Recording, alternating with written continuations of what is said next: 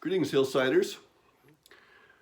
Well, most of you probably heard about the big Oscar news on Sunday night. Not the Oscars themselves and who won Best Film or Actor or whatever, but what happened during the Oscars. It turns out that one of the hosts, or Chris Rock, made a joke relating during Will Smith's wife, and he took exception to it and came up on the stage and slapped him. Later, did say he was sorry, and seems like the incident is over. No one filed charges. But it got me thinking, seems like everybody in the world is commentating on this right now. And so why not me too, right? Well, first of all, we do live in an age that's pretty volatile, and people get angry real easily.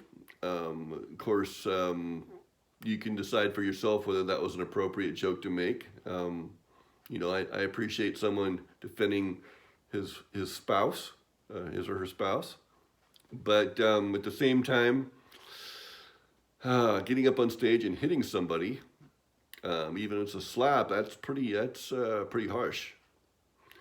Jesus, of course, said the famous words about someone slaps you on the one cheek, turn and show them the other cheek, and let them slap that as well. Now, I don't think that means that we should just let people take advantage of us and just keep repeating things to us over and over and over again. But I don't want to take lightly the call as a Christian to, suffer for him and not retaliate and not.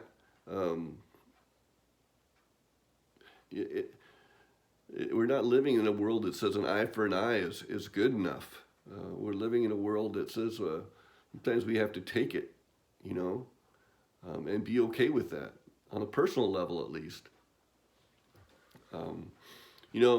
Jesus was the ultimate example.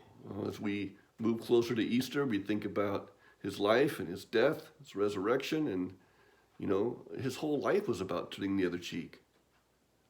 How he just took the abuse. He was perfectly innocent, and but he knew his mission, and he knew what he was called to do. Hanging on a cross is the ultimate sacrifice. It's the ultimate turning your cheek, so that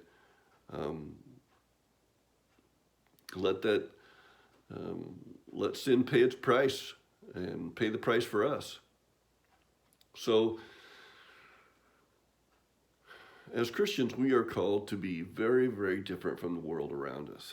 And what people will say is right and wrong isn't what we say is right and wrong. And so I'm challenging you today, find a way to turn the other cheek today. Sometimes it's very simple. Sometimes it's just brushing off something that someone said. Now, there's a time to confront, don't get me wrong. There's a time to address. Or again, we're not supposed to be doormats. But at the same time, we need to be stronger than most of us are. And that means turning the other cheek. God bless you. Have a great week.